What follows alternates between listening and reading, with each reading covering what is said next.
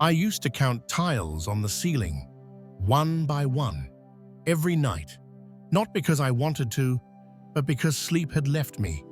And for nearly a decade, I believed I was just getting old, until one sentence from a doctor changed everything. My name is Thomas. I'm 62. But the real story begins on a cold February night when I stood in the kitchen at 2:47 a.m., heating up leftover lasagna. Not because I was hungry, but because I'd given up on sleep. My wife, Julia, came downstairs quietly. She didn't ask why I was awake. She just looked at me, tired herself, and said something that broke me. "Are you ever coming back to bed?" She didn't mean it as an accusation, but that sentence cut deeper than anything I'd heard in years. Because the truth was, I hadn't been in bed, not really, not fully, for almost 10 years. It started in my early 50s.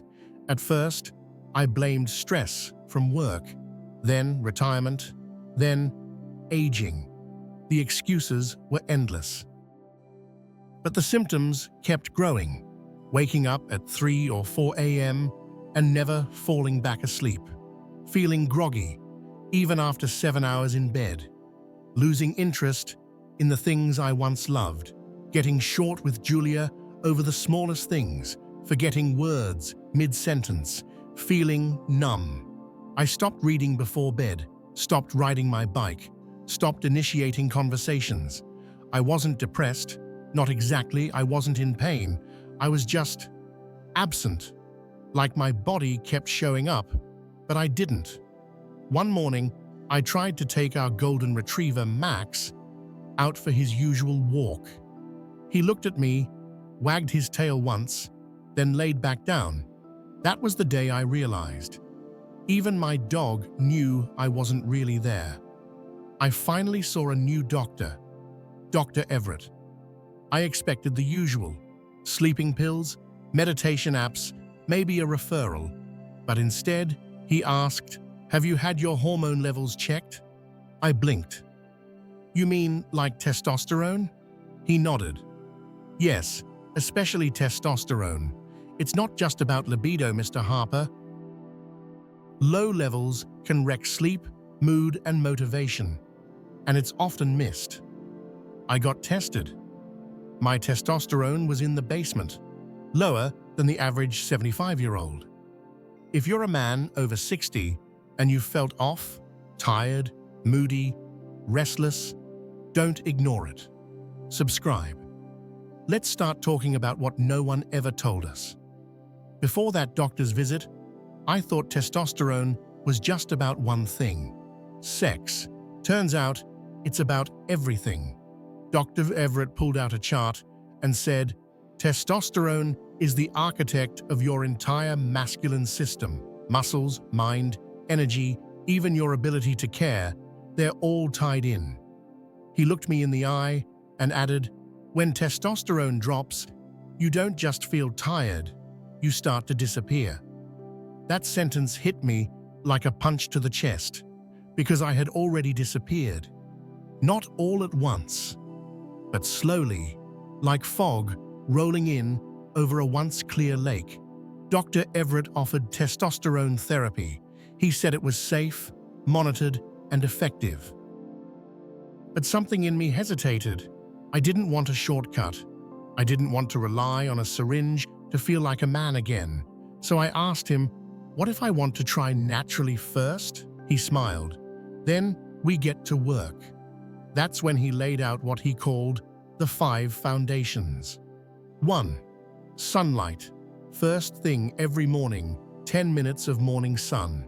I stood barefoot on the back porch, even in winter. It wasn't for my skin, it was for my brain. Sunlight tells your internal clock. Wake up, energize, and start making testosterone. 2. Movement. Not just exercise, but purpose.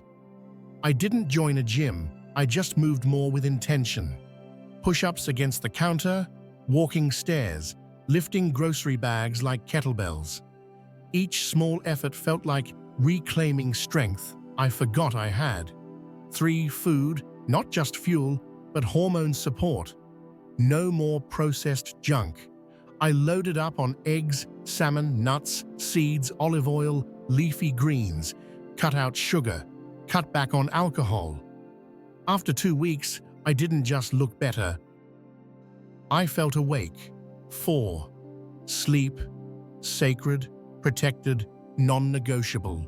I set a bedtime.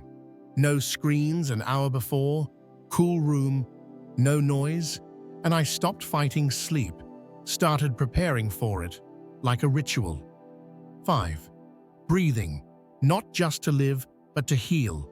At first I thought it was silly, but deep breathing, 4 in, hold 7, out 8, calmed my system in ways I didn't expect. Less racing thoughts, less midnight panic, more stillness. The first night I slept 5 hours straight. I woke up in shock. I looked at the clock. 5:42 a.m. No bathroom trips, no ceiling tile counting, just rest.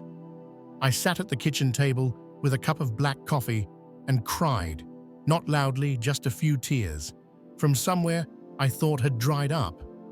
Julia came in, rubbed my back and said, "You look rested." That morning, I made her eggs, just like I used to. What surprised me wasn't just better sleep, it was how much more me I felt. I remembered jokes. I called my son without needing a reason. I hummed old Beatles tunes while walking the dog. Max wagged his tail more now. I started reading again. Non-fiction, biographies, even poetry. My mind, once foggy, had windows again. But most of all, I started showing up in my own life. Fully, with presence, with patience. I wasn't the same man as 10 years ago, but I was someone my wife could reach for at 2 a.m. and know I'd be there, awake or asleep. If any of this feels familiar, tired, scattered, foggy, you're not alone. Drop a comment, share your story, you're not broken. You've just been told to accept decline as normal. But brother, you can come back. 3 months into my journey, something strange happened. It was a Thursday. Julia had gone to bed early. I stayed up reading an old biography of Teddy Roosevelt, a man who once said, "Do what you can with what you have where you are." I closed the book and went to the kitchen to rinse my glass. That's when I heard her voice. "Thomas?"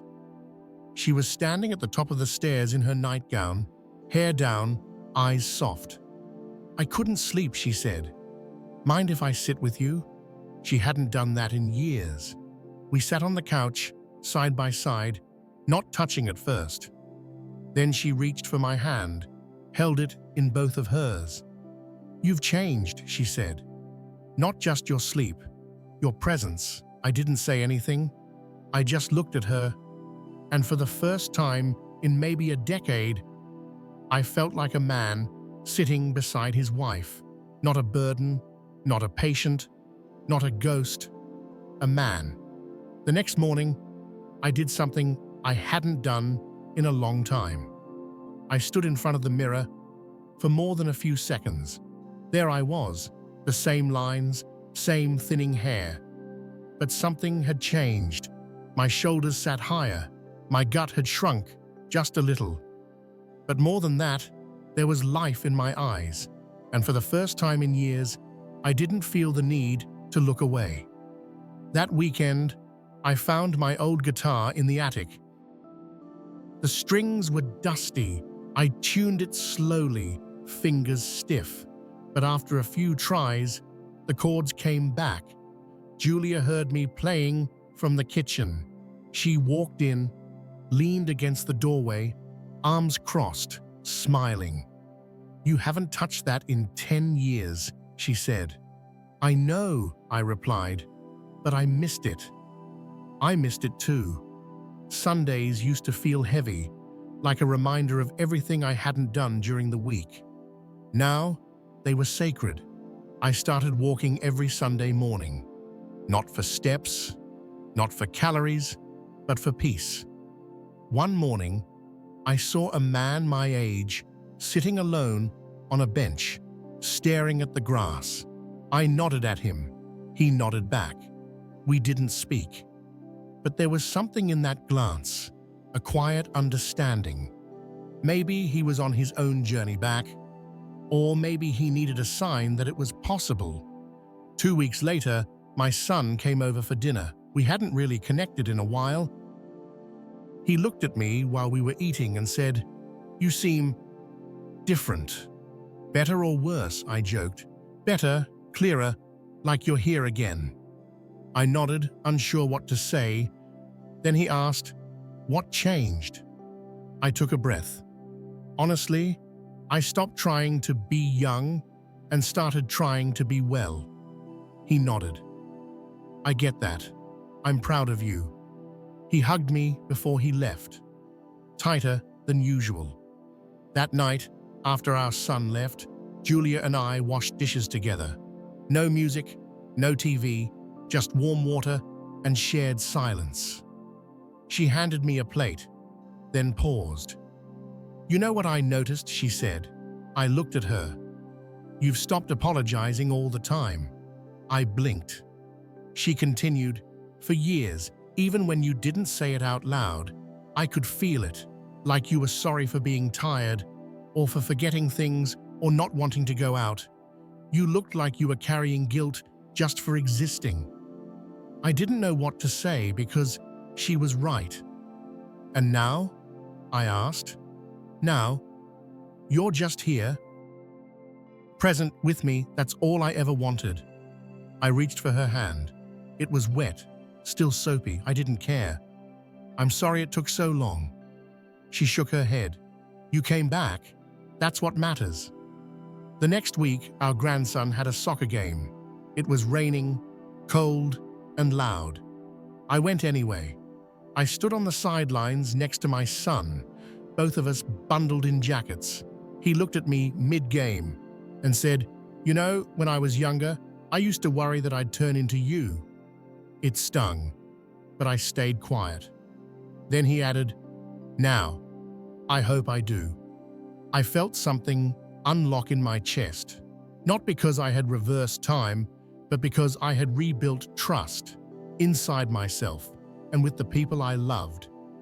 If you're still watching, reading, or listening, then maybe this is your moment to stop fading, to take that first step out of fog, to believe, not in hype, not in magic pills, but in the small, daily choices that bring you back.